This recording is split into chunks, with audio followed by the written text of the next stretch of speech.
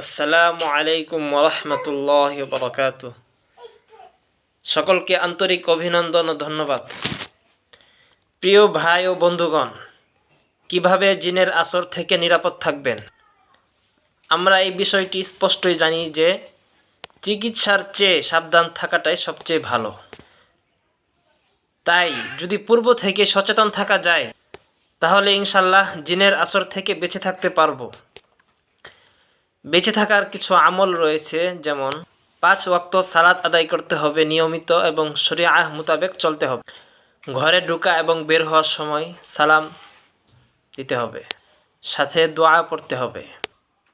ইস্তিনজা আসা যাওয়ার সময় দোয়া পড়া, ঘরে নিয়মিত কোরআন তেলাওয়াত করা, নিয়মিত প্রত্যেক নামাজের পর এবং ঘুমানোর পূর্বে আয়াতুল কুরসি পাঠ করা, সর্বদা পরিষ্কার পরিচ্ছন্ন থাকা, খাবার সময় মাসনুন দোয়া আদায় করা, নারীরা সর্বদা শরঈ পর্দা অনুযায়ী চলা, কোনো গর্তে মলমূত্র ত্যাগ না করা, ঘরে কোনো মূর্তি বা প্রাণী কঙ্কাল ছবি ইত্যাদি না রাখা, নির্জন স্থান কোনো ময়লার স্তূপ বা আগুনের কুণ্ডলীর কাছে না যাওয়া, গ্রামে বা গভীর জঙ্গলে একাকী না যাওয়া।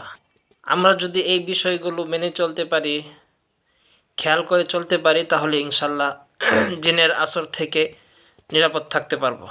ধন্যবাদ। আসসালামু আলাইকুম।